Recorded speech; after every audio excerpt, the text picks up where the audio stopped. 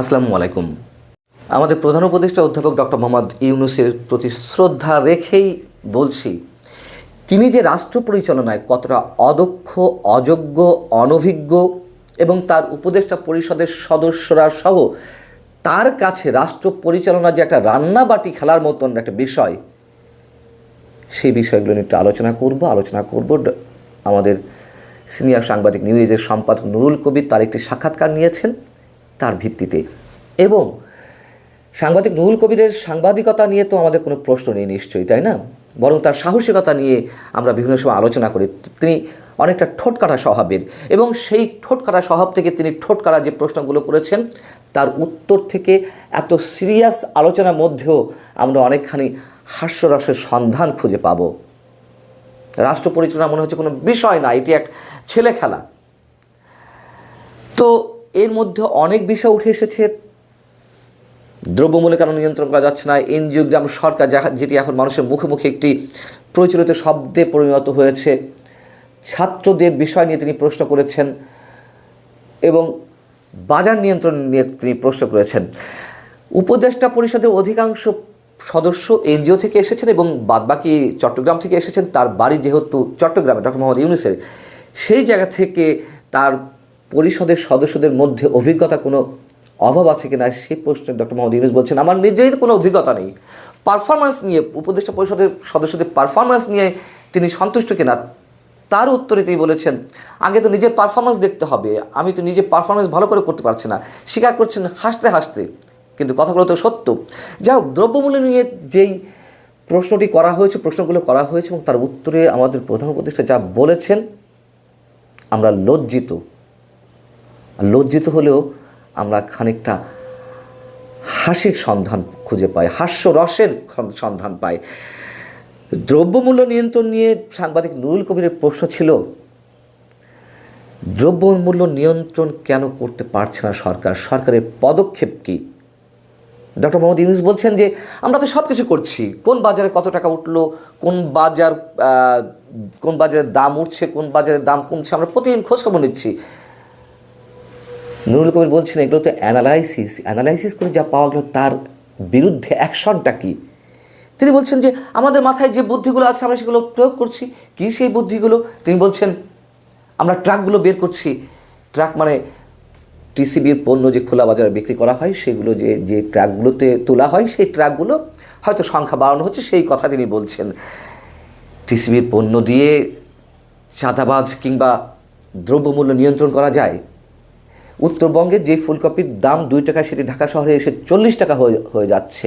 কেন হচ্ছে? চাঁদাবাজদের কারণ। কেন চাঁদাবাজদের নিয়ন্ত্রণ করা যাচ্ছে না? চাঁদাবাজদের বিরুদ্ধে কোনো অ্যাকশন নেওয়া হচ্ছে না। তিনি বলছেন যে আমি জানি না চাঁদাবাজদের কেন গ্রেপ্তার করা হচ্ছে না। তিনি প্রধান উপদেষ্টা, তিনি সরকার প্রধান, তিনি জানবেন না কেন চাঁদাবাজদের গ্রেপ্তার করা হচ্ছে না? সাংবাদিক নুরুল কবির বলছেন যারা রাজনৈতিক দলের সংগঠিত শক্তি, তাদের মাধ্যমেই তো চাঁদাবাজি হয়ে থাকে, এবং আপনারা কেন তাদের বিরুদ্ধে কোনো ধরনের কোনো গুরুত্বপূর্ণ ব্যবস্থা নিতে পারছেন না, নাকি রাজনৈতিক দলগুলোকে অসন্তুষ্ট করতে চান না? তিনি কোনো উত্তর দিতে পারেননি। তিনি ইনিয়ে বিনিয়ে প্রশ্ন অ্যাভয়েড করার চেষ্টা করছেন।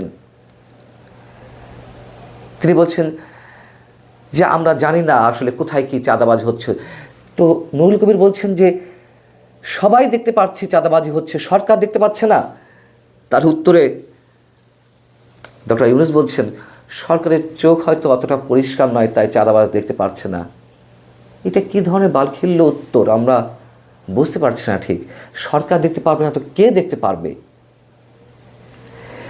এবং সিন্ডিকেট করে যে মাল আনা নেওয়া করা হয়, সিন্ডিকেটের বিরুদ্ধে কী ব্যবস্থা নেওয়া হয়েছে, সেখানে আরও হাস্যকর উত্তর দিয়েছেন। এই সিন্ডিকেটের বিষয়ে কথা বলতে তিনি বলছেন যে সিন্ডিকেটের বাইরে যারা আছে তারা কিভাবে কী করলে একটু সুবিধা হয়, ব্যবসা করতে পারে, আমরা সেই ব্যবস্থা নিচ্ছি। মানে সিন্ডিকেটে তিনি হাত দিবেন না। আর্টিফিশিয়াল ক্রাইসিস যে তৈরি করা হচ্ছে তার বিরুদ্ধে কী করা হচ্ছে? তিনি বলছেন আমরা যে ব্যবস্থা নিচ্ছি বিধায় তো সিন্ডিকেট যারা করছে, যারা গুদামজাত করছে, তারা এক গুদাম থেকে সরিয়ে অন্য গুদামে সরিয়ে নিচ্ছে। লাভটা কি? ধরা তো যাচ্ছে না। এবং এই সিন্ডিকেট বিষয়ে গত কয়েকদিন আগে ছাত্র সমন্বয়কদের সাথে একটি বৈঠকে আমাদের প্রধান উপদেষ্টা মন্তব্য করেছিলেন যে বলা হয় কি সিন্ডিকেট ফিন্ডিকেট, আমি তো সিন্ডিকেট বুঝি না। তিনি একজন অর্থনীতিবিদ, বিশ্বসেরা দাবি করা হয়, তিনি সিন্ডিকেট বোঝেন না? এমন একজন ব্যক্তিকে আমরা বসিয়ে রেখেছি সরকার পরিচালনায়, রাষ্ট্র পরিচালনায়। মামলা নিয়ে প্রশ্ন করা হয়েছে নুরুল কবির পক্ষ থেকে যে এই যে একের পর এক মামলা প্রত্যাহার, এটি কি আপনার পজিশন ব্যবহার করে মামলাগুলো প্রত্যাহার করা হচ্ছে, আপনি কি মনে করেন? তিনি বলছেন না, এগুলো তেমনটা হচ্ছে না। তাহলে কি আপনি জেলে যাওয়ার ভয়ে ছিলেন এর আগে? তিনি বলছেন হ্যাঁ, তখন তো ভয় ছিলাম আওয়ামী লীগের সময় যে একের পর এক মামলা হচ্ছিল। তাহলে জেলে যাওয়ার ভয় যদি থাকতে তাহলে এখন একের পর এক মামলা প্রত্যাহার হচ্ছে কেন? তিনি কোনো সদুত্তর দিতে পারছেন না। এবং যেখানে শতাধিক মামলা প্রত্যাহার করে নেওয়া হলো এবং তার যে একটি প্রতিষ্ঠান গ্রামীণ কল্যাণের 660 কোটি টাকার কর পরিষদের যে রায় হাইকোর্টের, সেটি প্রত্যাহার করে নেওয়া হলো। সেটা তো আমরা জানি কীভাবে প্রত্যাহার করা হয়েছে। এই রায়ের পূর্ণাঙ্গ রায় লিখতে গিয়ে একজন বিচারক বিব্রত বোধ করছিলেন। পরবর্তীতে সেটি প্রধান বিচারপতির কাছে পাঠিয়ে দেওয়া হলো, সেই রায় প্রত্যাহার করে নেওয়া হলো। ক্ষমতার ব্যবহার করা হচ্ছে কিনা সেগুলো তো আমরা স্পষ্ট। এবং সেখানে বলা হচ্ছে যে আপনার যে 4 মাস প্রশ্ন ছিল, আপনার এই ইন্টারভিউটি সম্ভবত গত কয়েকদিন আগে নেওয়া, সেজন্য এখানে 4 মাস প্রসঙ্গ এসেছে। পাবলিশড হয়েছে একদিন আগে, সরকারের বয়স তো প্রায় 5 মাস হয়ে গেছে। যা বলা হচ্ছে যে আপনার যে 4 মাস হয়ে গেল, এই 4 মাস এবং তার আগের 4 মাস সময়ের মধ্যে আপনি কখনো চিন্তা করেছেন যে কোন পর্বটা আপনার জন্য ভালো বা খারাপ? তিনি বলছেন যে এটা একটা ভিন্ন জগৎ, এটা আমার নিজস্ব জগৎ নয়, এই জগতে আমি কোনো দিন ছিলাম না, থাকার আগ্রহ কোনো প্রকার ছিল না, এটা ডান বাম আমার জানা ছিল না, অনেকটা হাতড়িয়ে চলার মতো অবস্থা। তো ক্ষমতার বিষয়ে তিনি বলছিলেন বা সরকারের প্রধান হওয়ার বিষয়ে বলছিলেন। সাংবাদিক নুরুল কবির প্রশ্ন ছিল আপনি কে বলে বলছেন যে এই সম্পর্কে আপনার কোনো ধারণা ছিল না, আপনার জন্য একেবারে নতুন একটি জগৎ।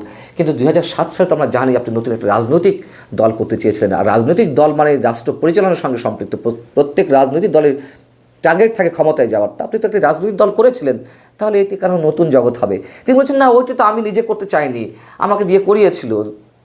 আমি একটা রাজনৈতিক দল করলাম, নাগরিক শক্তি নাম দিলাম, পরবর্তীতে আমি আর সেটিতে এগোনো হয়নি। কিন্তু রাজনৈতিক উচ্চাভিলাষ তো ছিলই, বা সরকারে জড়ানোর মতন কোনো সুপ্ত ইচ্ছা তো তার ছিলই, নইলে কেন রাজনৈতিক দল তিনি করতে যাবেন? যে প্রশ্নটি খুব সিগনিফিকেন্টলি নুরুল কবির তুলেছেন, খুব রেলিভেন্টলি। এবং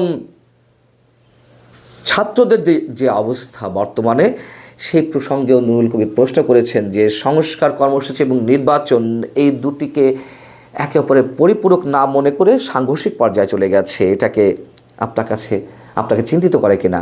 তিনি বলছেন না, এটা সাংঘর্ষিক নয়। সারা বাংলাদেশে মানুষ যখন মনে করছে এটা সাংঘর্ষিক, তখন তার কাছে এটি সাংঘর্ষিক কোনো বিষয় না, কোনো প্রকার দুশ্চিন্তারও তিনি কিছু দেখছেন না। এবং তিনি বলছেন যে ছাত্রদের যে দল, এই দল করার জন্যই, তাদেরকে স্পেস দেওয়ার জন্যই নির্বাচন পিছিয়ে দেওয়া হচ্ছে কিনা, নির্বাচনের জন্য সময় নেওয়া হচ্ছে কিনা। তিনি বলছেন না, আমি তো নির্বাচনে একটা সময় সীমা দিয়েছি। তার মধ্যেও তার কথার বৈপরীত্য আবারও ফুটে উঠল। তিনি বলেছেন 2025-এর শেষে অথবা 2026-এর জুনে। মার্চ এপ্রিল মে জুন বা এপ্রিল মে জুনে যে নির্বাচন কোনোভাবেই সম্ভব না, এটাকে তার মতন একজন বোদ্ধা, একজন পণ্ডিত ব্যক্তি জানেন না যে বর্ষাকালে কোনো প্রকার কোনো নির্বাচন অনুষ্ঠিত হতে পারে না বা হওয়ার কোনো সুযোগ থাকে না? তো আরও একটি মজার কথা সেখানে উঠে এসেছে শেখ হাসিনার প্রসঙ্গে।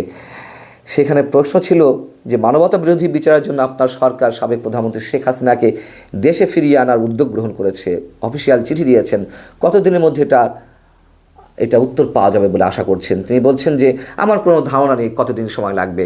প্রশ্ন করা হচ্ছে যে আপনার পররাষ্ট্র মন্ত্রণালয় নিশ্চয়ই আপনাকে জানিয়েছে। তিনি বলছেন যে আমি জিজ্ঞেস করিনি কতদিন লাগবে, আমরা প্রক্রিয়া শুরু করেছি, দেখি কি জবাব দেয়।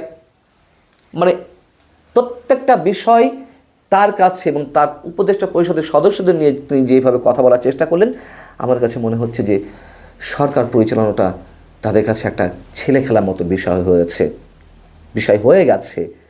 তারা ক্ষমতায় আছেন, এটা কোনো বিষয় না, যতদিন থাকবেন চলবেন, যেভাবে চলবে সেভাবেই চালাতে হবে। মানুষের দুঃখ কষ্ট, দেশের সমাজের ভবিষ্যৎ, এসব সম্ভবত তাদেরকে কোনোভাবে আঁচড় করে না। তবে বিশেষ একটি গোষ্ঠীর সুবিধা দেওয়ার জন্যই তারা যে বসে আছেন, এই কথা আমাদেরকে বলতেই হবে, নচেত তাদের তো থাকার কথা নয়। হয় ক্ষমতার লোভ, নচেত বিশেষ কোনো গোষ্ঠীকে বিশেষ সুবিধা দিতেই তাদেরকে বসিয়ে রাখা হয়েছে, অথবা তারা বসে আছেন। আল্লাহ হাফিজ, ভালো থাকুন সবাই।